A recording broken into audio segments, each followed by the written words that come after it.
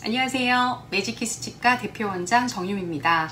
자, 여러분들께서는 그동안의 임플란트 수술과 그리고 필요에 따라서는 2차 수술, 이런 또 잇몸 이식이라든지 뼈 이식을 통해서 이제 임플란트를 모두 완성하고 그리고 위쪽에 올리는 크라운까지 모두 하게 되셨을 거예요.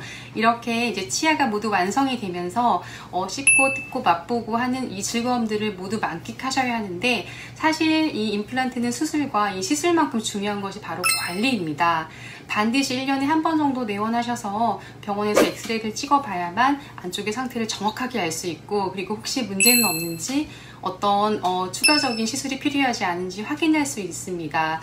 임플란트는 자연 치아와 비슷하면서도 좀 다른 점이 있기 때문에 잘 관리하지 않게 됐을 때 치아와 다르게 신경 감각기관이 없습니다. 그래서 어떤 통증이 있거나 뭔가 문제가 생겼다라고 하면 이미 염증이 커졌거나 심한 경우에 뼈에 문제가 생긴 경우도 있기 때문에 반드시 정기적인 검진, 엑스레이 촬영이 굉장히 중요합니다. 그래서 여러분들 이제 임플란트 다 하시고 다 끝났구나 생각하고 너무 소홀히 하신다고 하면 안 되는 거 알고 계시죠? 실제로 본인의 치아도 최소 80년 정도는 사용하기 위해서 나왔는데, 요즘에는 100세 시대이기 때문에 100년 정도 사용을 해야 합니다.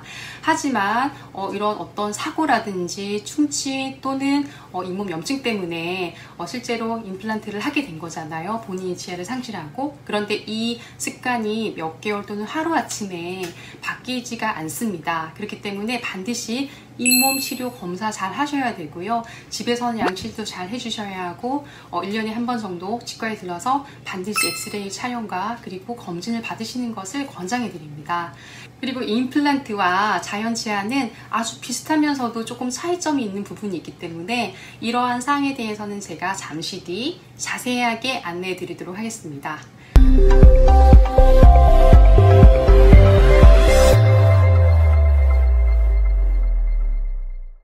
아마 이 내용들은 저희 병원에서 이미 설명을 많이 들으셨을 거예요. 하지만 두고두고 꺼내서 보셔도 이거 정말 기억하셔야 될 중요한 내용들이기 때문에 왜 내가 임플란트를 하고 나서 불편한 상황이 생겼을까, 그리고 임플란트 보철물은 자연 치아와 어떤 차이점이 있기 때문에 음식물이 끼거나 하는 부분이 생기는 걸까, 혹시 임플란트 치아가 흔들렸을 때 문제가 있는 건 아니야? 이런 생각을 하실 수가 있는데, 이 영상을 보게 되면 여러분들의 의문사항이라든지 이런 것들이 다 해소가 될 거고요.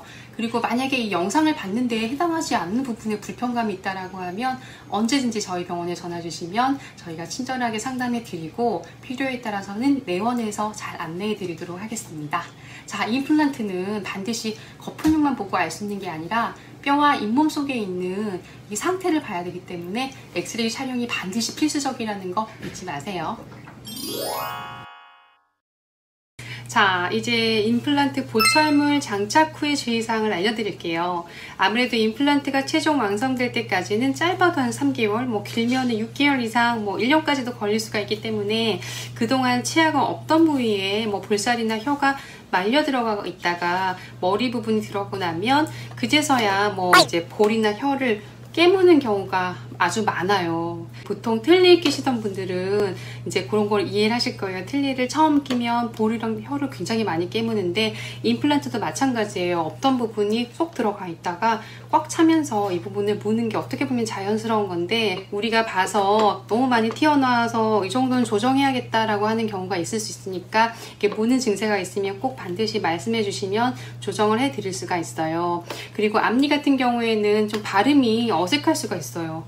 이뿐만 아니라 임플란트가 완성되고 나면 임플란트에 해당하는 치아가 아닌 맞은편에 맞물린 치아가 아픈 경우도 있어요. 그래서 우리가 이제 보철물을 하고 반대편 치아가 아프다고 느끼는 경우도 있는데, 이것도 보통은 괜찮아지긴 하지만 필요에 따라서 교합 조정을 하거나 해서 안정화시키는 이런 단계가 필요하고요. 그리고 반대편 치아가 부실했다라고 하면 반드시 임플란트 보철물이 들어가기 전에 치료를 하거나 동시에 진행하는 것을 권장해 드리고 있습니다.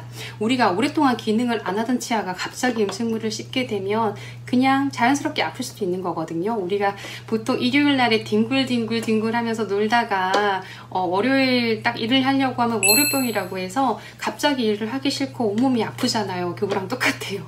하지만 화요병, 수요병 이런 거 없는 것처럼 월요병을 지나고 나면 화요일, 수요일, 목요일로 갈수록 정상화 된다라고 생각하시면 되거든요. 그 치아에 피로가 몰리면서 몸살이 나듯이 아픈 거기 때문에 일정한 시간이 지나고 나서 적응을 하게 되면 괜찮아지니까 너무 걱정을 안 하셔도 되세요. 그리고 이 치아가, 반대편 치아가 적응할 때까지 너무 단단한 음식이나 질긴 음식 이런 것들은 좀 삼가하고 당연히 부드럽고 좀 작게 잘라서 드시는 것이 훨씬 좋겠죠. 이렇게 살살 씹다 보면 어느새 정말 내 치아처럼 편안하게 쓸 수 있는 시간이 올 거예요. 치아당 보통 2주에서 한 달이 넘도록 적응이 안 되는 경우가 있다라고 하면 좀 보철물이 높아서 그런 경우도 있기 때문에 제가 아까 설명드렸던 교합 조정 같은 걸 통해서 편안해질 수 있기 때문에 이런 부분들 체크 받으셔야 되고요. 그리고 너무 심하게 교합이 높거나 낮은 경우면 턱관절 부분까지도 문제가 생길 수 있기 때문에 반드시 정기 검진 필요합니다. 그리고 제가 아까 설명드렸던 내용 중에 임플란트는 자연 치아와 다르게 뿌리 좋은 부분이 원래 굉장히 넓어야 하지만 이 부분은 좀 좁고 머리 부분은 자연 치아와 비슷하거나 약간 작게, 특히 어금니는 좀 작지만 앞니는 어쩔 수 없이 또 약간 두껍게 들어가요. 옆으로 이게 앞 뒷폭이 약간 두꺼운 느낌이 들 수가 있어요. 최대한 자연치처럼 맞추지만 그러다 보니까 또 치아의 목에 해당하는 부위는 또 급경사로 되어 있어요. 물론 요즘에는 최대한 잇몸 모양에 맞춘 지대주가 들어가긴 하지만 어쨌든 급경사로 된 부분이 무조건 좀 발생하게 되어 있거든요.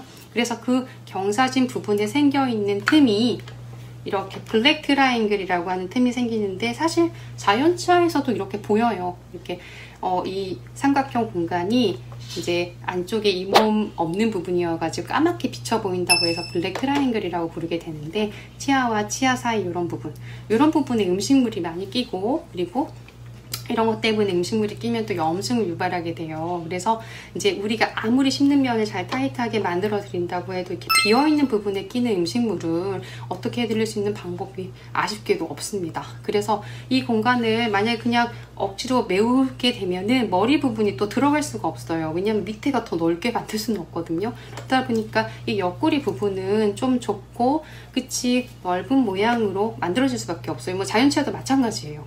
임플란트의 한계라고 생각하시면 되세요. 그래서 다른 건 다 좋지만 같은 동일한 임플란트에서 제가 아까 보여드렸던 똑같은 임플란트의 머리 부분만 바뀐 이런 형태가 되는 거여서 이제 어금니 쪽으로 갈수록 음식물이 조금 낄 수밖에 없는 블랙 트라이앵글이 나타날 수밖에 없는 거예요.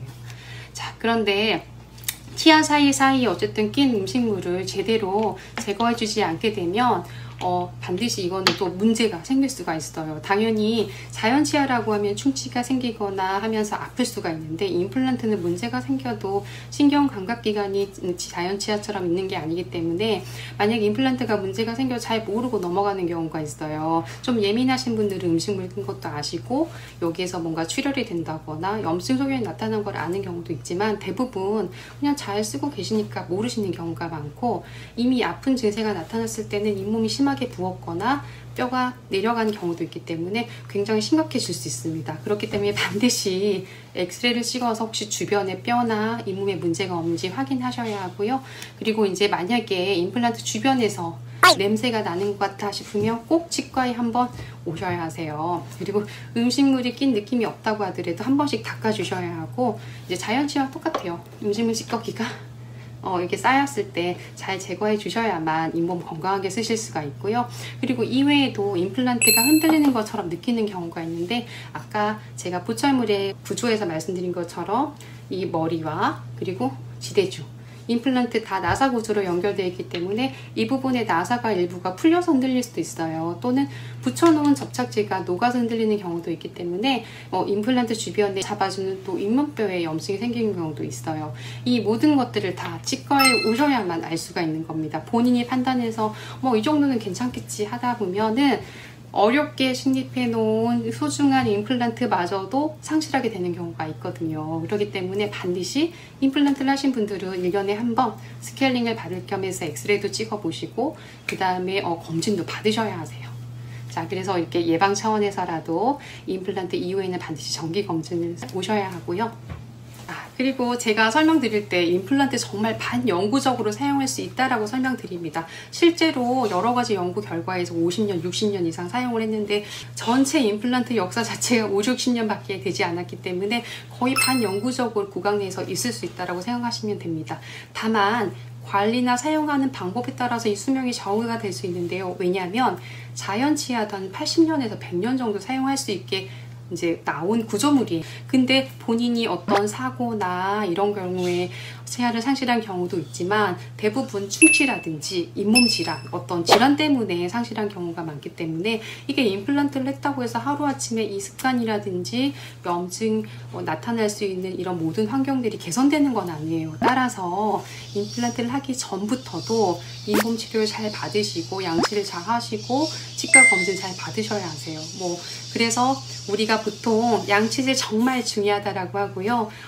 그 양치질만 잘해도 사실 치과 질환의 90%는 다 예방할 수 있습니다. 충치, 그리고 잇몸 질환, 입냄새 전부 다 예방할 수가 있는 거고요. 그리고 그 다음에 사용하는 방법이 바로 무엇이냐라고 하면 바로 식습관과 생활 습관에 관한 내용입니다. 제가 아까 설명한 게 중에 단단하고 질긴 음식 피해 주시라고 했어요. 그리고 평소에 한쪽으로만 씹는 습관, 턱을 개는 습관 좋지 않아요. 그리고 치아뿐만 아니라 이거는 턱관절까지 안 좋은 영향이 갈 수 있기 때문에 정말 주의하셔야 하고요. 잘 때는 이를 간다든지 평소 운동을 할 때 이를 꽉 무는 습관이 있는 분들이라고 하면 임플란트가 있는 경우뿐만 아니라도 치아의 수명까지 짧아질 수가 있어요. 그리고 자연 치아도 사실 힘을 너무 많이 받게 되면 금이 가고 부러지는 경우가 있어요. 그러면 또 이것도 또 이를 빼고 또는 보철물을 하거나 임플란트를 해야 하는 또 상황이 될 수가 있거든요. 그래서 반드시 양쪽으로 골고루 씹어야 힘이 분산이 되고, 임플란트 하시고 나면 어떤 분들은 그쪽으로만 너무 씹다거나 아깝다고 또 반대쪽으로 씹게 돼요. 이런 것들 다 문제 일으킬 수 있으니까 임플란트 하시고 나면 골고루 씹으시고, 만약 골고루 씹기 힘들다고 하면 어떤 문제가 있는지 치과에서 반드시 상담 받으셔야 합니다.